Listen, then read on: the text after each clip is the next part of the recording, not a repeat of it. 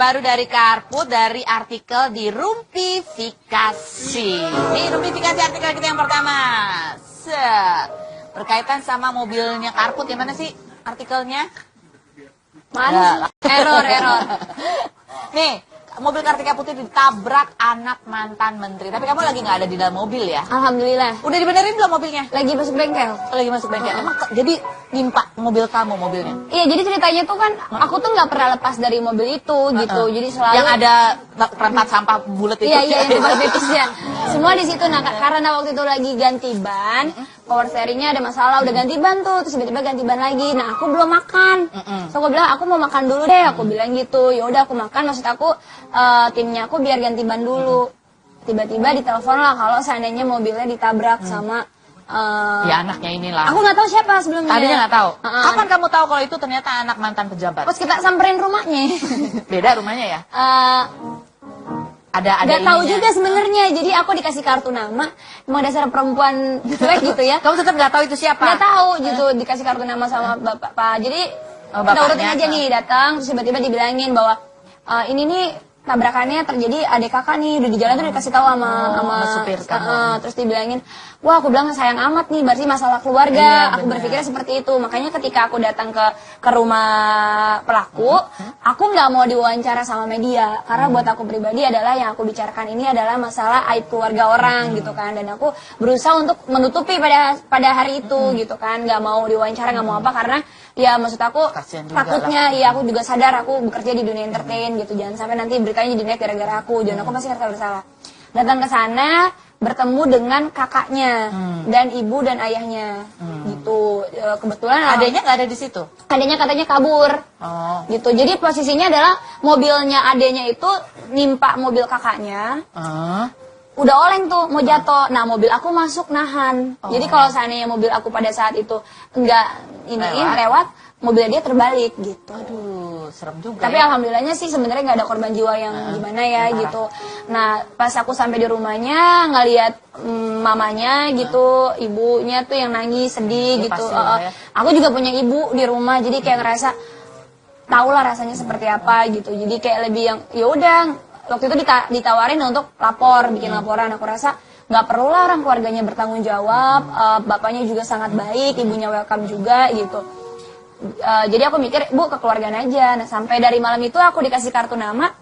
Tahu sih komisaris ini gitu. Cuman aku taruh di dompet doang tuh nggak baca sama sekali. Kamu taunya kapan? Taunya pas tiba-tiba abang aku bercandain. Gila emang kalau nabrak mobil harus anak menteri minimal gitu.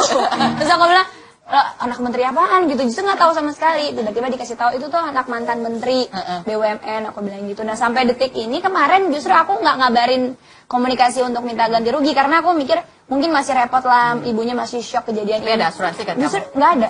Oh nggak ada? Nggak ada. Oke. Justru tiba-tiba mamanya yang baik banget, mamanya etikat baik sekali, menelpon tapi aku lagi cuti nggak keangkat, mamanya langsung WhatsApp aku untuk kabarin ya berapa dan lain sebagainya. Jadi buat aku pribadi ya itu tadi udah punya keluarga orang tua yang luar biasa, makanya aku posisinya juga kayak sing sabar menjadi orang tua. Ini ada juga musibah. Iya, ya? musibah dalam keluarga. Next artikel. Kamu nggak punya asuransi gimana sih? Nanti abis ini begitu muncul ada banyak loh telepon dari asuransi nawarin mau bawa asuransi mobil. Baru habis belum diperpanjang. Nah ini yang berikut ini rahasia dibongkar. Bella Sophie sumpahin Kartika Putri nggak dapet jodoh dan rahasia ini.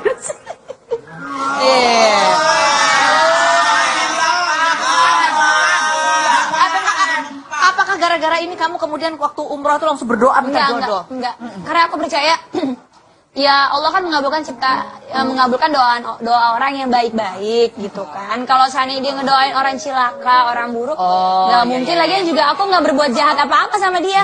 Nah dia rumah tangga dia berantakan begitu, hidup dia drama begitu.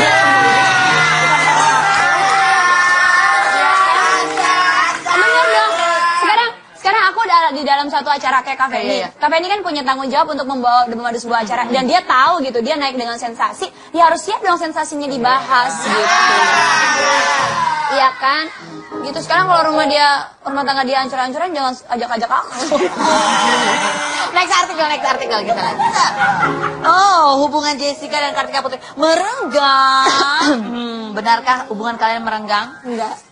Ah, nggak berenggang. Enggak. Bener, katanya kalian tuh tadinya lihat tanah bareng. Kartika Putri mau beli tanahnya, tau-tau dibeli jedar duluan langsung. Allahu Akbar. Enggak, jadi kan, aduh ini harus dibahas sih. Jadi ceritanya Berantem gara-gara tanah. Enggak. Saya masih punya banyak tanah. Kalau kamu mau pilih-pilih boleh. Justru aku mau cari tanah bukan yang meteran, yang kiloan ada nggak? Enggak. Buat nguburin dia. Bener nggak? Jadi sebenarnya kan sempat mau cari-cari. Nah, kebetulan yang nyari kan waktu itu kakaknya. Erik Iskandar. Ketemu lah gitu. Terus adiknya bilang buat gue aja dong karena kan gue udah punya baby dan lain sebagainya. Akhirnya ada tanah dekat rumah dia juga. Cuman kan mikirnya ya udahlah, udah berlalu lah. Bener, hubungan kamu sama Jedar biasa aja. Biasa aja, Tapi cuman tidak sedekat dulu. iya. Karena dulu kan tinggalnya satu apartemen, Cuma satu karena tower. beda apartemen aja, bukan karena beda nggak jadi keluarga. Wallahu alam ya, gitu. Cuman ya aku komunikasi masih. Aku juga kemarin sempat main ke rumahnya dia juga beberapa waktu yang lalu, waktu rumahnya baru jadi. Oh, oke. Gitu. Kamu kasih kado apa buat rumahnya? Aku dimintain meja makan waktu itu. Terus kasih? Belum. Iya. Belum. Ya bener dong. Patungan aja lah. Iya kan? Kok gitu? Ini mau buat aku sih ngasih nggak harus diminta ya. Iya, Kalau kita mau ngasih ngasih. Lanjut. Masih baik tahu. Sekarang saatnya kita akan rumpi kepo. Kita akan lihat tayangan. Ada tayangan apakah? Lihat dulu di sini. Enggak. Enggak. Lo kemarin di mall gandeng-gandengan itu ngapain? Teman kan boleh. Oh iya. Oh gitu. Tapi cuma berdua aja loh. Teman zaman sekarang. Oh teman zaman sekarang ya. Teman tapi mesra. Teman tapi nyaman ya. Tapi lagi dekat emang sama siapa? Dekat sih ya. Oh dekat sih ya. Sama keluarganya juga dekat ya. Kemarin Keluarganya ulang dekat. tahunnya Mama Rita kamu juga Iya, datang, gendong, rafathar gitu ya. Ya. Kalau menurut kamu Syahnas itu orangnya kayak apa sih? Sana cantik, baik. Terus nyambung gitu. Oh nyambung. Kamu termasuk tipe sesuai dengan lagu kamu ini nggak sih? Terbiasa sendiri gitu lagi deketin Syahnas, kan ada cewek lain gitu Oh juga nggak enggak sih? dong, saya fokus. Fokus hanya pada Syahnas, oke. Seperti kamera ya. Fokus. Autofokus. Oh fokus. Autofokus. Jadi emang lagi PDKT nih Mas Syahnas? Ya deket aja sih. Oh lagi deket aja. Sekarang kira-kira gimana? Cocok nggak sama dia? Sejauh ini cocok. Aku tuh agak bingung sama anak zaman sekarang loh ya. Iya. Kamu mau gandengan berdua ditanya pacaran nggak? Enggak, cuma deket aja gitu. Oh, biasa hubungan tanpa status gitu kalau aku nggak bisa loh gitu. Kelihatan kalau seandainya orang zaman dulu keki sama anak zaman sekarang. Gandengan, gelendotan, pacaran nggak? Enggak. Gitu. Soalnya kan kalau zaman dulu kan jalan-jalannya pakai sepatu teplek, sekarang iya. mungkin pakai high heels biar nggak jatuh. Dia gandengan. Positive thinking. Iya. Dikasih cincin. Pacaran nggak? Enggak. Ya. Ini parah nih. Ini mama gawat nih mama. Dari sana bisa ke sini kemana-mana itu ya. Kamu kalau lihat, emang nggak ini aku tanya fenomena gitu. Sebetulnya JJ sama si Syahnas itu pacaran atau enggak sih? Atau memang anak zaman sekarang tuh kalau pacaran nggak mau ngomong pacaran? Mungkin bener Kak. Maksudnya gini, kalau aku pribadi kan pacaran tuh apa sih? Cuman kita semua yang bikin gitu. Nggak ada suatu rule yang mengatakan kalau pacaran tuh status pacaran harus setia. Aku pribadi sih nggak menganut begitu. Oh, kalau pacaran nggak harus setia menurut Kalau kamu? aku pribadi gitu, karena di saat, maksudnya gini, komitmen aja ketika kita ngejalanin bersama ya kalau orangnya mau setia ya setia, kalau enggak itu kan dari diri sendiri. Dan itu kita bisa ngeliat karakter orang pada saat berhubungan itu dia setia enggak gitu. Nggak Jadi harus- kalau misalnya kamu lagi cowok dekat sama kamu, dia nggak harus ngomong pacaran nih kita gitu nggak? Aku enggak. Nggak apa-apa. Aku nggak gitu. Dia mesti lagi dekat sama kamu, kita kan nggak pacaran ya, kita Iya. cuma asik aja nih. Aku selalu Terus habis bilang- itu besok dia dekat sama cewek lain. Oh nggak apa-apa, jadi aku tahu gitu sebenarnya memang dia nggak fokus sama di aku doang, tinggalin cari yang baru. Kalau kamu gitu juga nggak? Kita asik aja kan, bener ya? Ya udah berarti aku juga boleh gelendotan sama yang lain gitu nggak? Oh kalau aku gini, komit dulu. Kalau cowoknya oke untuk aku masalah baju, pakaian atau mungkin masalah ya itu tadi cipika-cipiki, gelendotan. Kalau dia fine, ya aku ya udah jadi diri aku sendiri. Tapi kalau dia nggak merasa nyaman dan aku nyaman sama orang ini, aku berusaha bikin dia nyaman. Tapi kalau seandainya dia nggak worth it untuk dibikin nyaman, ngapain?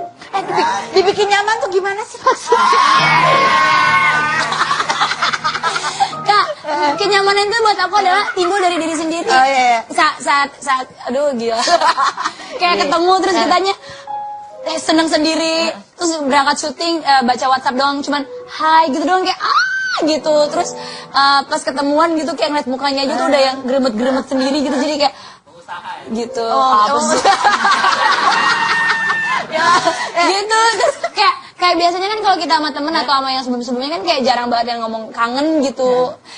Kayak ketika aku ngomong kangen ke seseorang tuh kayak, kok gue ngomong kangen ya gitu. Itu artinya nggak pacaran tuh, nggak harus pacaran tuh. Iya, maksudnya aku udah bilang, maksudnya komit aku sekarang adalah bukan fokus di pacaran yang kayak kita pacaran ya komit, lu nggak boleh deket sama siapa, gitu. Enggak. Kalau aku pribadi lebih ke sekarang ini saya mencari imam yang terbaik buat saya. Kalau seandainya mau bikin nyaman ya kita coba, tapi aku tuh nggak mau text time lama-lama gitu. Ngapain kalau saya deket kayak ya udah kan setahun, 2 tahun, 3 tahun dapat apa? Masuk angin doang. Nggak penting. Saya nggak penting pacaran. Yang penting siapa yang berani ngajak nikah gitu aja ya. Ngajak nikah mah banyak. Lah ya, Ngajak nikah mah banyak. Aduh. Astagfirullahaladzim. Enggak.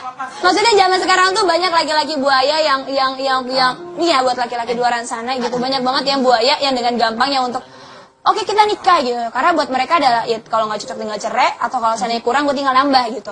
Nah makanya buat aku, buat laki-laki di luar sana gitu ya, bisa nggak sih menghargai perempuan gitu, kayak kalian bisa punya apapun gitu, tapi bukan berarti kalian bisa membeli harga diri perempuan.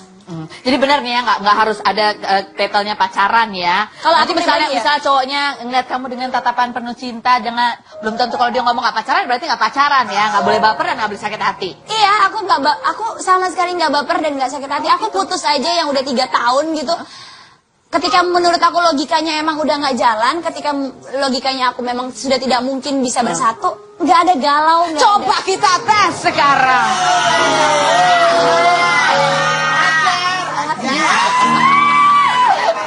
Kalau kursi di sana menjadi kursi panas, kalau kursi ada di sini menjadi kursi apa namanya? Kursi, duduk aja di sini. Kursi manis-manis manja.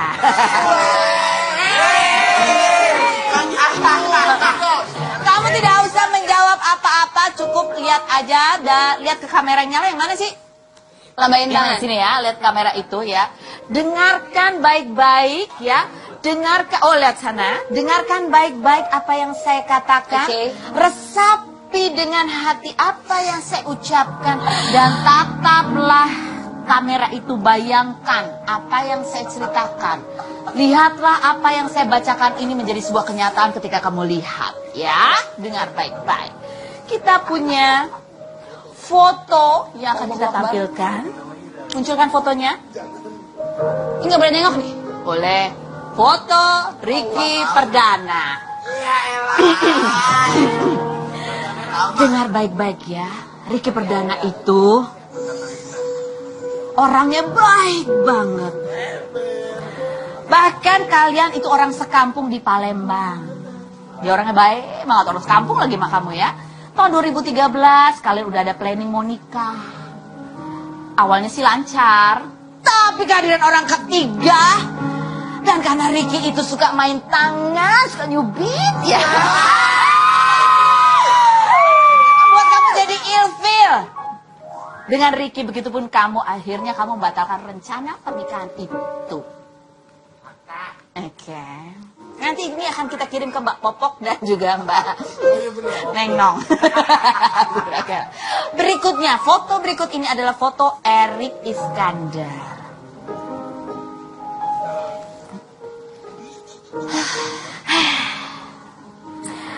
Ibu adalah faktor utama kamu memilih pisah dari Erik.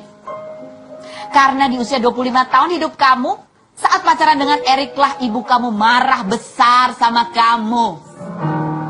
Erik itu over dalam mengatur kamu. Tiap jalan seringnya kamu terus yang keluar uang, bahkan beberapa barang branded Erik itu adalah hadiah dari kamu. Dan fakta terakhir, kamu dan Erik itu sering berselisih karena Juna. Karena Erik kurang nyaman dengan Juna.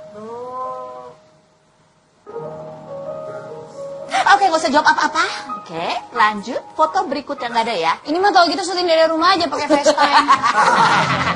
Iya, karena begini ya. Kata-kata itu bisa diucapkan, Betul. tetapi ekspresi muka itu susah disembunyikan. Kita akan kembali lagi, jangan kemana-mana, tetap di Rupi.